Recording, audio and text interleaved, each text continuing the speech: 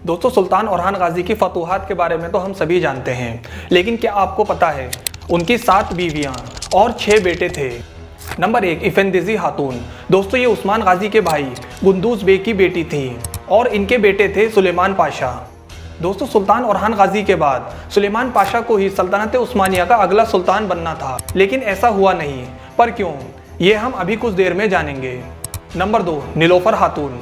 दोस्तों, ये एक क्रिश्चियन स्लेव थी और इनके बेटे थे सुल्तान मुराद। नंबर 3, एक्सप्रोक्चा खातून।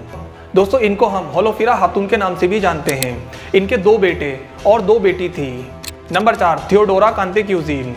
दोस्तों, ये कांतेक्यूजिनोस की बेटी थी। दोस्तों, कांतेक्यूजिनोस ने अपनी बेटी की शादी सुल्तान ओरहान गाजी से की और इसके बाद उन्होंने सुल्तान ओरहान गाजी के साथ एक अलायंस बनाई, जिसके बाद सुल्तान ओरहान गाजी ने उनको शहंशाह बनने में मदद की। दोस्तों, जब कॉन्स्टेंटिनोपल में कांतेक्यूजिनोस के खिलाफ बगावत हो गई थी और उनको गद्दार घोषित कर दिया गया था, तब सुल्तान ओरहान गाजी की फौज की मदद से उन्होंने दोबारा कॉन्स्टेंटिनोपल पर कब्जा किया था। दोस्तों, थियोडोरा ने कभी इस्लाम कबूल नहीं किया था और इनके बेटे थे हलील बे। नंबर 5, बेयालुन खातून।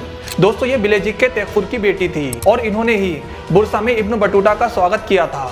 अगर आप इब्न बटूता के बारे में जानना चाहते हैं तो मुझे कमेंट्स में बताइए। नंबर 6, मलिक खातून। दोस्तों, ये उस्मान गाजी के बेटे मलिक बे की बेटी थी। नंबर 7, थियोडोरा उरूस। दोस्तों, ये एक सर्बियन प्रिंसेस थी और इनकी उम्र सिर्फ 12 साल थी जब इनकी शादी ओरहान गाजी से हुई थी। वहीं ओरहान गाजी की उम्र 70 साल के करीब थी।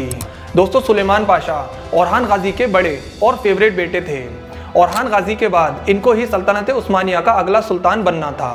इन्होंने बहुत सारी फतूहात सल्तनत उस्मानिया को दिलाई और इन्होंने रुमेलिया को भी फतह किया था, इसीलिए इनको कॉन्करर ऑफ रुमेलिया भी कहते हैं। और इतना ही नहीं, जब रोमन एम्परर आंद्रोनिकोस III ने ओरहान गाजी पर हमला किया था, तब ओरहान गाजी नीसिया का मुहासरा सुलेमान पाशा के सुपुर्द करके आंद्रोनिकोस से लड़ने के लिए निकल गए थे। मैंने ये पूरा इंसिडेंस इस वीडियो में एक्सप्लेन किया है, आप चेक कर सकते हो।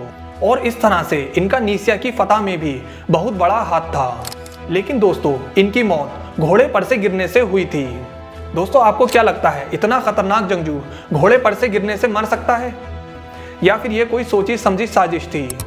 सुलेमान पाशा की मौत के बाद मुराद सल्तनत उस्मानिया के अगले सुल्तान बने।